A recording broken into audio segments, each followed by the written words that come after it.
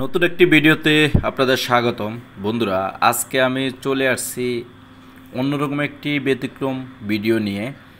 আসলে আজকের ভিডিওটি সম্পর্কে থাকবে ড্রাগন ফল। বাংলাদেশের কয়েকটা ডিস্ট্রিক্টে এবং অনেকেই ড্রাগন ফল রোপণ করে থাকেন। কিভাবে রোপণ করবেন বা কোথায় রোপণ করবেন, ড্রাগন ফলে কেমন ব্যবসা হবে, আজকের ভিডিওতে থাকবে বিস্তারিত ধারণা। ড্রাগন ফল আমাদের দেশে কৃষকের জন্য এবং ব্যবসায়িকের জন্য বেশ একটি জনপ্রিয় ফল, যাহা বাংলাদেশে আগে ড্রাগন ফল উৎপন্ন হতো না। ইদানিং দেখা যাচ্ছে বাংলাদেশে জরিপ বিভাগ করে যে দেশের কিছু কিছু জায়গায় ড্রাগন চাষ করা হয়।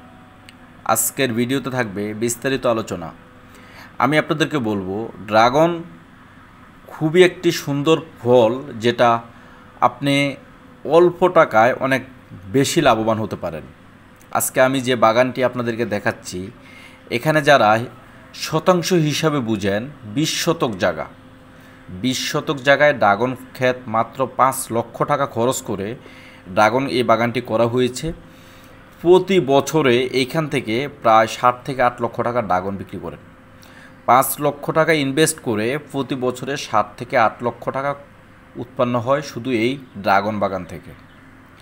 আপনারা অনেকেই ড্রাগন বাগান সম্পর্কে ধারণা নাই যে কিভাবে ড্রাগন ক্ষেতটি আপনারা উৎপন্ন করবেন বা কিভাবে ড্রাগন ক্ষেত পরিচালনা করবেন। বাংলাদেশের প্রত্যেকটা জায়গায় উঁচু উঁচু জায়গা থাকে। উঁচু জায়গায় ড্রাগন ক্ষেতের জন্য সবচেয়ে একটি বেস্ট জায়গা।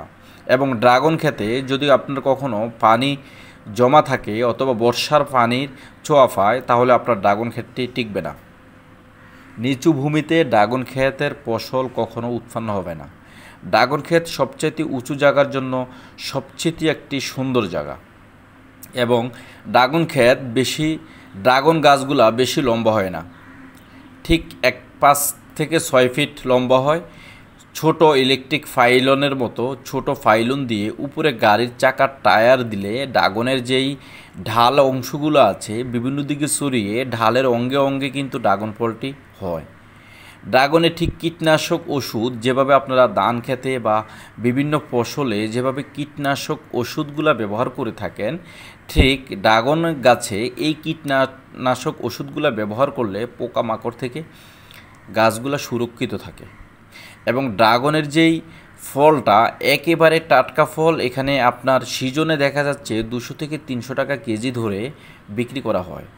এবং ড্রাগন অনেক একটি উপকারিত ফল। যদি অনেকে চান যে নিজেরা খাওয়ার জন্য অল্প কিছু জায়গায় ড্রাগন উৎপন্ন করবেন, তাহলে আপনারা চাইলেই আপনাদের এলাকায় বা গ্রামে আপনারা উঁচু জায়গাতে ড্রাগন গাছ রোপণ করতে পারেন। অনেকে ড্রাগন গাছ সম্পর্কে ধারণা নাই যে কিভাবে আমি ড্রাগন গাছটা রোপণ করব। এই যে ড্রাগনের যে ঢালগুলা দেখতে পাচ্ছেন, এই ঢালগুলা কেটে কেটে রোপণ করলে কিন্তু ড্রাগন গাছটা হয়ে যায়। অনেকে এই সম্পর্কে ধারণা নাই। এই যে ড্রাগন গাছের যে ঢাল দেখতে পাচ্ছেন চিকুন লম্বা লম্বা, এই ঢালের মাঝখানে কেটে দিলে মাটিতে রোপণ করলে পানি দিলে সার দিলে গোবর দিলে ড্রাগন গাছ কিন্তু হয়ে যায়। এই ঢাল থেকে কিন্তু শিকড় গজিয়ে কিন্তু ড্রাগন গাছ হয়ে যায়।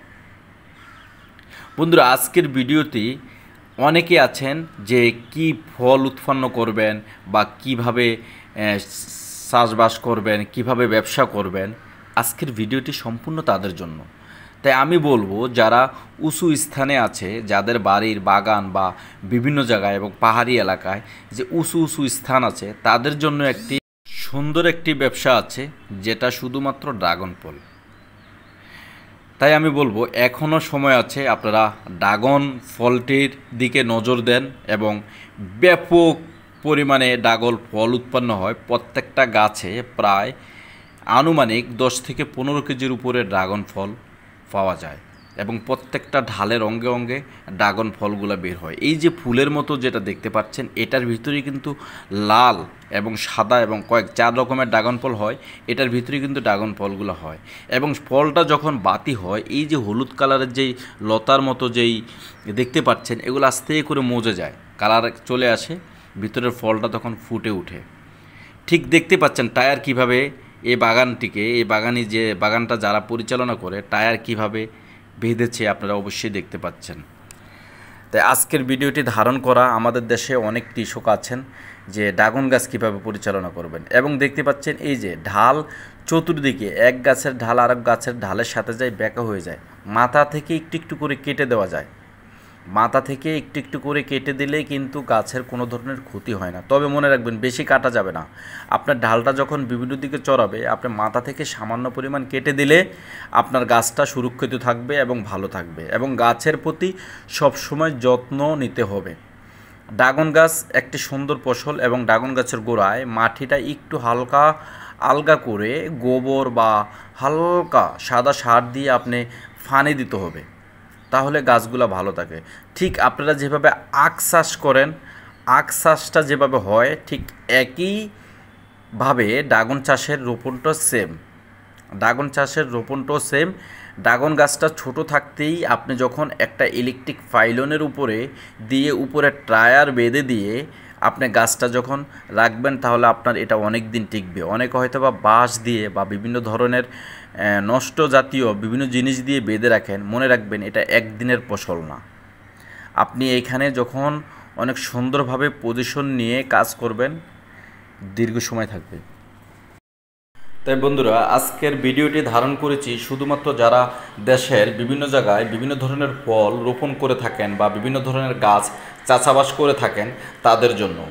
ভিডিওটি কেমন হলো অবশ্যই কমেন্ট বক্সে জানাবেন এবং যদি ভালো লাগে শেয়ার করতে কিন্তু ভুলবেন না। মনে রাখবেন আপনার একটি শেয়ারে অন্য একটি লোক উপকৃত হতে পারে। ধন্যবাদ। পরবর্তী ভিডিওতে দেখা হবে।